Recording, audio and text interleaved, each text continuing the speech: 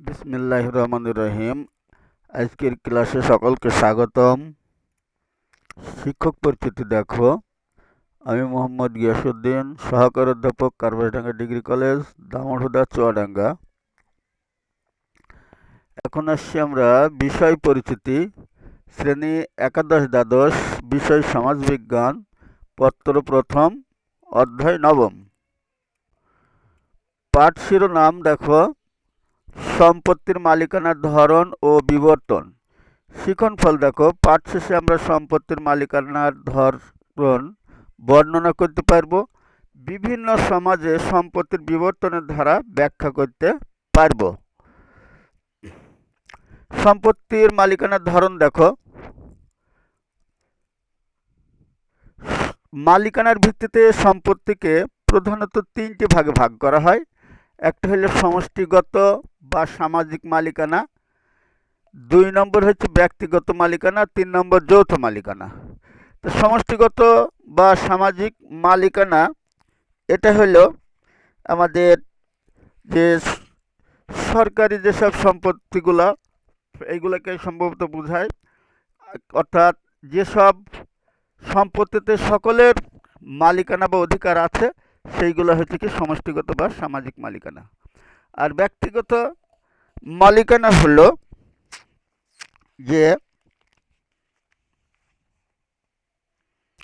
ব্যক্তিগত মালিকানা সম্পত্তির ব্যবহার ও উপযোগিতার ভিত্তিতে আমরা এই ব্যক্তিগত সম্পত্তিকে আবার দুই ভাগে ভাগ করতে পারি।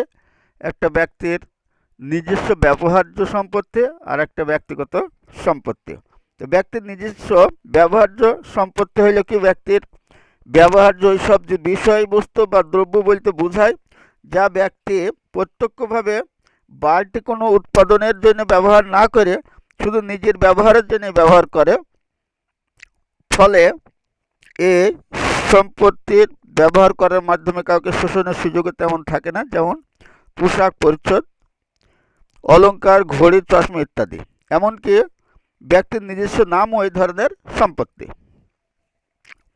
এখন ব্যক্তিগত সম্পত্তি বা যেটাকে আমরা বলছি যে ব্যক্তির নিজস্ব ব্যবহার্য সম্পত্তি, সেটাতে আমরা দেখলাম যেখানে কোনো শোষণের সুযোগ নেই। এখানে দেখি যে কোনো বিষয়বস্তু বা সম্পত্তির উপর রয়েছে ব্যক্তির সমাজ স্বীকৃত এমন এক ধরনের চূড়ান্ত মালিকানা ও অধিকার, যার ফলে এই সম্পত্তিতে ইচ্ছামতো নিয়ন্ত্রণ করার অধিকার ক্ষমতা অর্জন করে তাকে ব্যক্তিগত সম্পত্তি বলে। ব্যক্তিগত সম্পত্তির অধিকার মোটামুটিভাবে স্থায়ী ও চূড়ান্ত এবং ইচ্ছা অনুযায়ী ভোগ দখল করতে পারে, যেমন ভূমি, শিল্প, কলকারখানা, যানবাহন, দালানকোঠা ইত্যাদি। এখন আমরা আসছি যৌথ মালিকানা। এই যৌথ মালিকানাকেও আবার দুই ভাগে ভাগ করা যায়, একটা যৌথ পারিবারিক মালিকানা আর একটা শেয়ার ভিত্তিক মালিকানা। যৌথ পারিবারিক মালিকানা হলো একান্নবর্তী বা যৌথ পরিবারে এই ধরনের সম্পত্তি দেখা যায়। পরিবারের সকল সদস্যই সম্পত্তির মালিক এবং সবাই সেগুলো ভোগ দখলের অধিকার রাখে। পরিবারের কর্তৃত্ব যার থাকে তিনি অধিকার অন্য সদস্যদের প্রদান করে। এখন আসছে শেয়ার ভিত্তিক মালিকানা। যখন একদল ব্যক্তি যৌথ প্রচেষ্টায় একটি বাণিজ্যিক প্রতিষ্ঠান গড়ে তোলে এবং যার যার শেয়ার ও মূলধন অনুযায়ী লাভ লোকসানের ভাগিদার হয়, তখন তাকে শেয়ার ভিত্তিক মালিকানা সম্পত্তি বলা হয়। যেমন বিভিন্ন ধরনের ব্যাংক ও বীমা কোম্পানি, এইগুলা। কেমন? এখন আমরা আসব সম্পত্তির বিবর্তনের ধারা। দেখো, বিভিন্ন সমাজে সম্পত্তির ধারণা ও মালিকানার ধরন বিভিন্ন রকম ছিল। সমাজ বিকাশের বিভিন্ন পর্যায়ে তা বিভিন্ন রূপ ধারণ করেছে। সমাজ সৃষ্টির প্রাথমিক অবস্থায় কোনো ব্যক্তিগত সম্পত্তি ছিল না। সভ্যতার ক্রমবিকাশে মানুষের বিভিন্ন উৎপাদন ব্যবস্থা ও তার সাথে সঙ্গতি বিধান করে জীবিকা নির্বাহের পন্থার মাধ্যমে সম্পত্তির ধারণা ও মালিকানার রূপ গড়ে উঠেছে। সম্পত্তির ক্রমবিকাশের দেখো বিভিন্ন পর্যায় আমরা দেখছি যে আদিম সমাজ ও সম্পত্তি। আদিম সমাজ ও সম্পত্তি যেখানে আমাদের বিভিন্ন ব্যক্তি বিভিন্নভাবে তারা ফলমূল আহরণ করে জীবিকা নির্বাহ করত, সেই সমাজের কথাই আমরা মূলত এখানে দেখতে পাবো। আদিম যুগের প্রথম দিকে মানুষ প্রাকৃতিক সম্পদকে ব্যবহার উপযোগী করে তুলতে পারেনি। সামাজিক নৃবিজ্ঞানীদের মতে তখন সম্পত্তি বলতে যা ছিল তা হলো বন জঙ্গল থেকে সংগৃহীত ফলমূল, খাদ্য উপযোগী লতাপাতা, শাকসবজি, শিকারলব্ধ পশু পাখি, পাখির ডিম, মাছ সহ অন্যান্য জলজ প্রাণী। নৃবিজ্ঞানীদের মতে আদিম যুগে তীর, ধনুক, বর্ষা, প্রস্তরখণ্ড, মৃত্তিকা খণ্ড, গাছের ডাল ইত্যাদি হচ্ছে অর্থনৈতিক উপকরণ যা জীবন ধারণের জন্য খাদ্য সংগ্রহের কাজে ব্যবহার করা হতো, আর এগুলো ছিল মূলত ব্যক্তিগত নিয়ন্ত্রণ বা অধিকারে। এখন সেই আদিম পর্যায়েতে আমরা দেখছি যে যাযাবর জীবন তাদের ছিল। এরপরে আমরা পশুপালন সমাজে আসছি। এই পশুপালন সমাজে দেখো, আদিম যুগের সমাজ বিবর্তিত হয়ে পশুপালন সমাজে রূপান্তরিত হয়। সম্পত্তির ব্যক্তিগত মালিকানার গোড়াপত্তন হয় পশুপালন সমাজ থেকেই। এ সময় মানুষ বনের পশুকে বশ করতে শেখে এবং গৃহপালিত পশু হিসাবে ব্যবহার করতে আরম্ভ করে। বস্তুত প্রাকৃতিক সম্পদকে প্রত্যক্ষভাবে ভোগ না করে তা থেকে বাড়তি উৎপাদনের এই কৌশলটি তখনকার সমাজে এক বৈপ্লবিক পরিবর্তন আনয়ন করে। আদিম যুগের মানুষকে খাদ্য সংগ্রহের জন্য হন্যে হয়ে ছুটতে হতো, আর কিছুটা লাঘব হইল এই যুগে এসে। পশুপালন সমাজে পশুকে গৃহপালিত করে তার দুধ, মাংস, চামড়া, পশম ব্যবহার করতে শুরু করল। পশুর দুধ, দুগ্ধজাত খাদ্য, মাংস খেয়ে পশুপালন সমাজের মানুষ বেঁচে থাকার পথ খুঁজে পেল। পরবর্তীতে দেখো আসছে কৃষিভিত্তিক সমাজ। কৃষির আবিষ্কারের মানব সভ্যতার বিকাশে এক বিরাট বৈপ্লবিক ঘটনা। এর আগেই বা এই যুগে মানুষ যাযাবর জীবনের অবসান ঘটে স্থায়ী জীবন গড়ার জন্য বসতি স্থাপন করে। কৃষিভিত্তিক সমাজে প্রধান সম্পত্তি হল ভূমি। ভূমির মালিকানাকে কেন্দ্র করে সমাজে শ্রেণীবৈষম্য সৃষ্টি হয়। যারা বেশি জমির মালিক তারা অল্প জমির মালিক বা ভূমিহীনদের মজুরির বিনিময়ে খাটাতে থাকে। কখনো যুদ্ধ বিগ্রহে পরাজিত পক্ষকে ভূমিদাসে পরিণত করা হতো বলেও জানা যায়। রোমান সমাজে এর অস্তিত্ব লক্ষণীয়। কৃষিকাজ মানুষের খাদ্যের সরবরাহ নিশ্চিত করতে সহায়ক ভূমিকা পালন করে। কোনো কোনো অঞ্চলে তখন উদ্বৃত্ত ফসল ফলতে থাকে। এই কারণে উদ্বৃত্ত ফসলের উপর নির্ভরশীল অবসর জীবনযাপনকারী একটি শ্রেণীর উদ্ভব ঘটে। এই শ্রেণীর মানুষ সঙ্গীত, শিল্পকলা তথা শিক্ষা, সংস্কৃতি চর্চা করার অবকাশ পায়। শুধু তাই নয়, এরাই পরবর্তী সময়ে ব্যবসা বাণিজ্য অংশগ্রহণ করে এবং কেউ নগর জীবনের বিকাশ ঘটাতে অগ্রগণ্য ভূমিকা পালন করে। মূলত কৃষি উদ্বৃত্ত ফসলের জন্য ভূমির মালিকেরা আবার দাসেরও মালিকে পরিণত হয় এবং সভ্যতার সূচনা করে। এই ছাড়া ভূমির মালিকানাকে কেন্দ্র করে সমাজের সৃষ্টি হল শ্রেণী বৈষম্য। বেশি জমির মালিক, স্বল্প জমির মালিক এবং ভূমিহীন শ্রেণী বা মজুরির বিনিময়ে অন্যের জমিতে শ্রম দান করে। কৃষির মাধ্যমেই তাদের অর্থনৈতিক ব্যবস্থা গড়ে ওঠে। কৃষিভিত্তিক অর্থনৈতিক ব্যবস্থা তিন পর্যায়ে আবার ভাগ করা যায়: দাস যুগের কৃষি অর্থনীতি, সামন্ত যুগের কৃষি অর্থনীতি আর যান্ত্রিক যুগের কৃষি অর্থনীতি। তো আমরা দাস যুগের কৃষি অর্থনীতি দেখি। দাস যুগে কৃষি উৎপাদনের হাতিয়ার হিসাবে দাসদের ব্যবহার করা হতো। জমির পাশাপাশি দাসও সম্পত্তি হিসাবে বিবেচিত হতো। ভূমির মালিকেরা আবার ভূমির পাশাপাশি দাসেরও মালিক ছিল।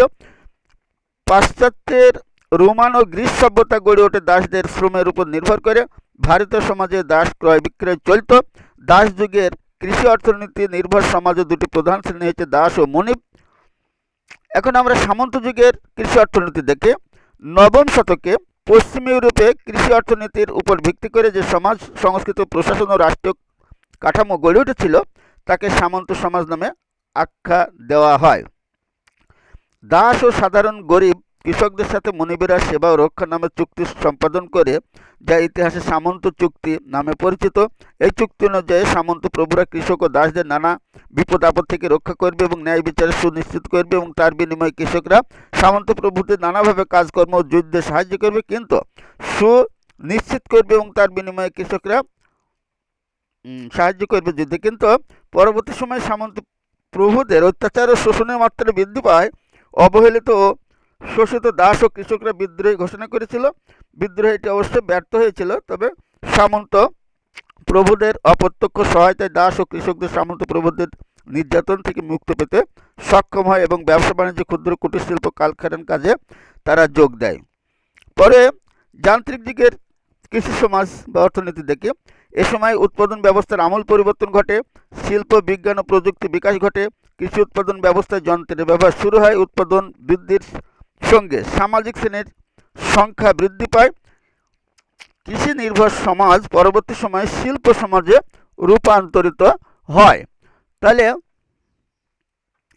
শিল্প সমাজ ও সম্পত্তি, এখানে আমরা শিল্প সমাজ দেখি।